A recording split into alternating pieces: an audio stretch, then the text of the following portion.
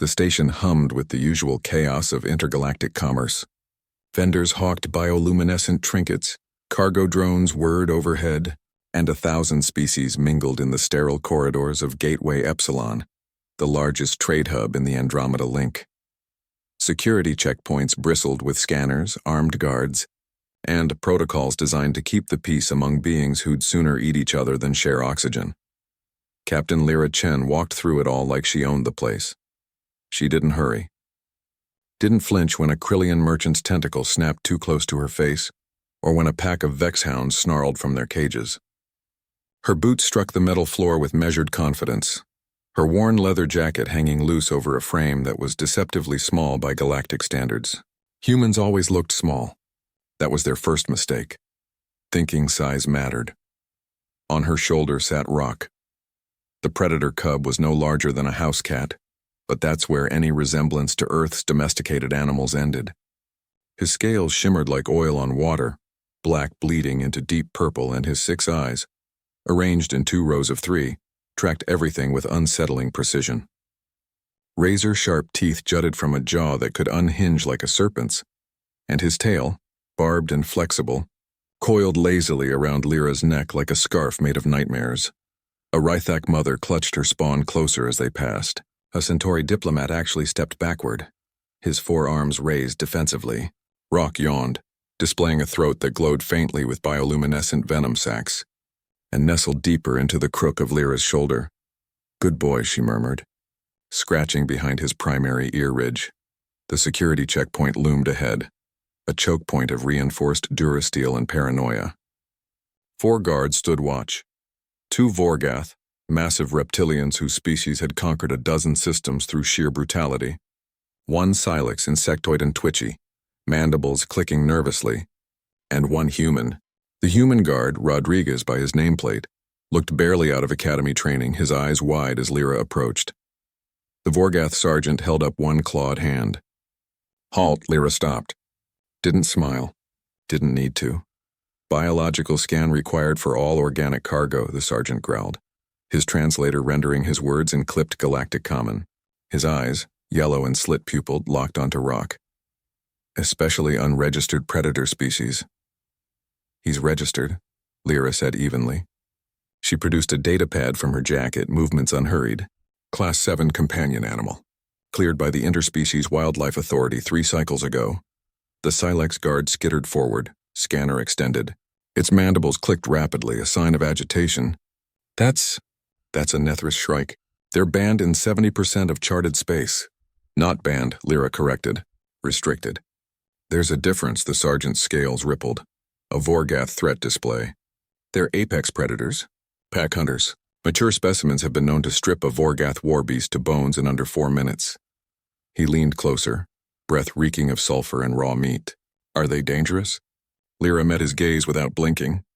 Rock stirred on her shoulder, his 6 eyes focusing on the sergeant with the kind of attention a missile gives its target. The air grew thick with tension. Rodriguez's hand drifted toward his sidearm. The Silex backed up 2 steps. Lyra's lips curved into something that wasn't quite a smile. "Only if you are." Silence crashed down like a physical weight. The sergeant's nostrils flared. "Explain." "Nethris Shrikes bond with one being for life," Lyra said, her voice carrying the kind of calm authority that made generals listen. "They're empaths. Emotional readers. Rock here." She reached up, letting the cub nuzzle her palm with a gentleness that contradicted his nightmare anatomy. "He feels what I feel. If I'm calm, he's calm. If I'm threatened," she didn't finish. Didn't need to. Rock's tail uncoiled slightly, the barbed tip tracing lazy patterns in the air. His venom sacs pulsed once, a warning written in bioluminescence. 3 years ago," Lyra continued, "I found him on Naraka Prime. His pack had been slaughtered by poachers. He was dying, starved, infected, scared. I spent 6 months nursing him back to health. Taught him trust. Humans are good at that. Humans are prey species," the Vorgath sergeant spat. "Soft, weak, no natural weapons." Lyra's expression didn't change, but something in her eyes went cold, the kind of cold that came from staring into the void and refusing to blink first. "You're right," she said quietly. We don't have claws, no venom. No armored hides or regenerative abilities. Just this. She tapped her temple. And this. She placed her hand over her heart. We survived ice ages and plagues, conquered our own world before we reached the stars. And we did it without being born as weapons. She took one step forward. The sergeant held his ground, but his scales rippled again. Differently this time. Rock trusts me because I earned it. Not through dominance or fear, but through choice. That's what makes humans dangerous, Sergeant. We don't just survive. We connect, we adapt. We turn the deadliest creatures in the galaxy into family. Rock chirped, a sound incongruously soft, and rubbed his head against Lyra's cheek.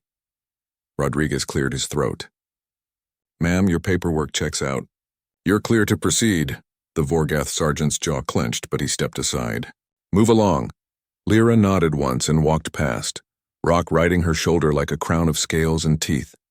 As she entered the main concourse, she heard Rodriguez whisper to the Silex, "Did you see that?" She bonded with a Class 7 predator. A Shrike. Humans. The Silex chittered nervously. They're insane. No, Rodriguez said, and there was pride in his voice. They're human. There's a difference. Later, in the station's observation deck, Lyra stood before the massive viewport watching ships come and go against the backdrop of stars. Rock stretched across her shoulders, content and drowsy. You showed off back there, she murmured. Rock purred, a sound like grinding gravel wrapped in velvet. I know. They had it coming.